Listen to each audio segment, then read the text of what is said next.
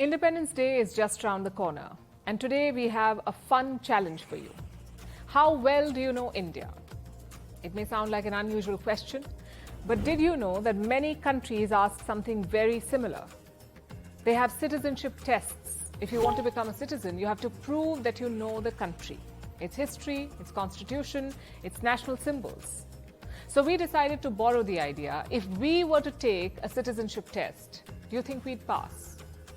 Most of us would probably say yes. After all, we've all grown up here. We've studied Indian history in school. We've sung the national anthem countless times. We know India, or at least we think we do. So let's put that confidence to the test. And I'll start with the easy ones. What is India's national language? If the first answer that popped into your head was Hindi, you're wrong. Here's another one. What is India's national sport? If you thought hockey, I'm afraid you're wrong again. And now if you're already 2 questions down, this video is a must-watch for you, because by the end of it, you'll know the answers every Indian ought to know.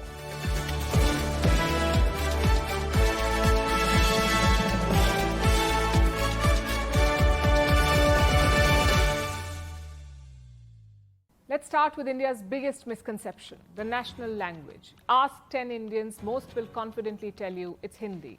Except, India has no national language. Hindi is one of 22 scheduled languages recognized by the Constitution. English is also used extensively for official purposes, but neither is India's national language. The Constitution does not declare any language as India's national language. Yet it triggers confusion all the time, so much so that governments have had to repeatedly clarify. 2. National sport. Again, India has no national sport. It is not cricket, it is not hockey, it is not even kabaddi or koko. You see, India has never officially declared a national sport. It's something that the Sports Ministry has confirmed multiple times. Yes, there was a push to make hockey the national sport. A petition was filed asking the Supreme Court to declare hockey as the national sport, but that went nowhere. So India has no national sport, unless you can count arguing about the country's best cricketer. 3. India's national animal. We do have one. It's the Bengal tiger. Interestingly, it wasn't India's first national animal. That was the Asiatic lion. At the time of independence, there was a campaign led by the Gujarat Natural History Society. They pushed for the lion to be named the national animal.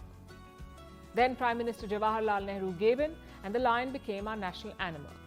But in 1972, the government changed it. Why? Because lions lived almost entirely in Gujarat's Gir forest. Tigers, on the other hand, lived across India. So it was the obvious choice.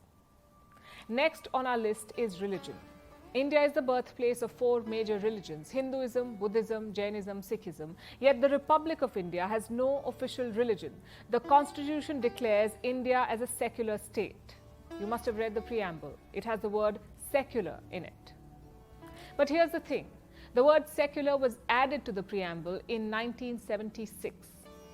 So quite some time after independence. But there was a famous case from 1994, the SR Bombay versus the Union of India case. It established one very important thing. India has been secular since the formation of the Republic. So language, sport, animal, religion, done. Here's another question. How many countries does India border? Who are India's neighbors? The common answers would be Pakistan, China, Nepal, Bangladesh, maybe even Bhutan. But India actually shares borders with 9 countries, 7 by land and 2 by sea. That's Sri Lanka and the Maldives. Another question. Which is India's largest international border? It is this one, with Bangladesh. It is 4,096 kilometers long.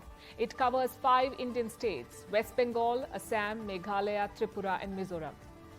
In fact, it is the 6th longest land border in the world, the India-Bangladesh border. But how can we talk about India's borders without mentioning this one, the India-Pakistan border? India became independent on 15th August 1947, yet this border was not official until August 17th. And once it was, we all know what happened. It triggered one of history's largest mass migrations. Over 15